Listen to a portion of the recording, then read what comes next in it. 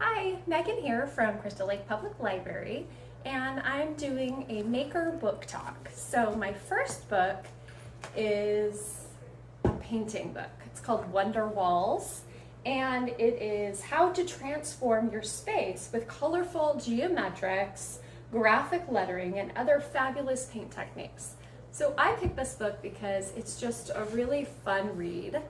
Lots of interesting ideas, simple things you can do, adding stripes to walls, basically just changing up your space. So if this is maybe a summer project you're working on, shows you how to make stencils, to add words to walls, changing, maybe doing one solid wall and then adding some texture.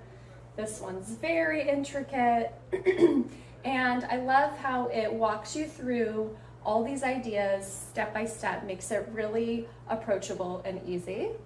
And it talks about, what fits with what kind of spaces you have. So maybe you have, a large room that you can fill with these geometric shapes. Maybe you want to just add a little something behind your headboard. Lots of fun ideas in here just to inspire you and make some changes. My next couple books are crafting books. So first we have Crochet in a Weekend. And I'm not a crocheter, I'm a knitter, but I really enjoyed reading through this book, and a lot of patterns can be changed from knitting to crochet if you know what you're doing, or maybe it inspires you and you search for the pattern from here into a knitting pattern.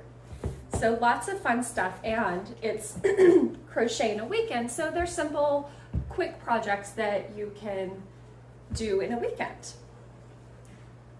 Shawls and wraps, infinity scarves, there's some garments, some shirts, sweaters, cardigan, and with these, oftentimes they're more bulky yarn. So if you have some of that in your stash, this is a really fun book to get you inspired. Next is this classic Vogue Knitting. They're such a great resource, and they come out with books a couple times a year. They of course also have the magazine, but this one is all about lace, 40 bold and delicate knits. So you don't have to use lace yarn. A lot of them call for fingering. They're just beautiful patterns and step-by-step instructions, always including a chart to help you. And they show you exactly how it's going to be laid out. So it's just very detailed, always with a picture. Every pattern has a picture, which is very appreciated. And they show you how to seam things up for those more intricate. And there's lots of shawls and sweaters, just really beautiful stuff to get those creative juices flowing. This one I love. Just beautiful stuff. So I definitely recommend this as one to check out if you love lace. If you've never done lace, this is a great place to start. Next, we move on to some cookbooks. So all of these books are new books on our new shelf, except this one. This is an old, not old, just a couple years old. Came out in 2018. But he has a blog, The Mississippi Vegan, and these are all traditional New Orleans Creole recipes, but veganized.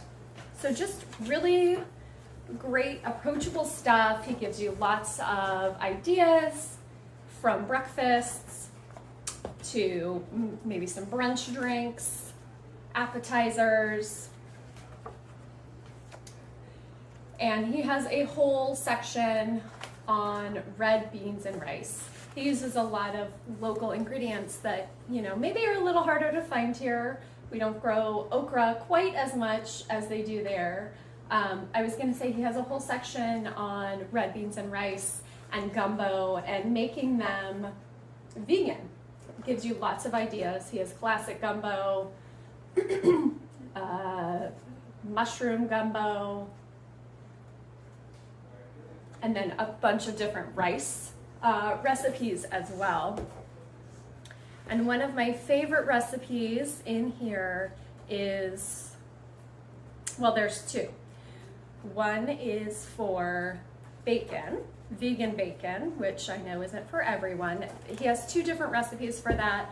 One is for a rice paper vegan bacon, and the other is for a mushroom. He also has a wonderful recipe for pecan pralines, and really look just super authentic and delicious. So check that one out. And last, we have the Savory Baker. So this is for those times when you want to do some baking, but maybe you don't want something sweet. You want something savory, some delicious, cheesy sage biscuits. Lots of quiches in here. And turnovers.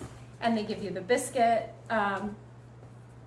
recipe, well, dough recipe, I shouldn't say biscuit, dough recipe, as well as the filling. And this one is put out by America's Test Kitchen, which is a tried and true favorite, always reliable, always very, very well tested, great recipes. So if you're looking for some baking, check this guy out. As always, I'm coming to you from Crystal Lake Public Library, and thanks so much for tuning in. See you next time.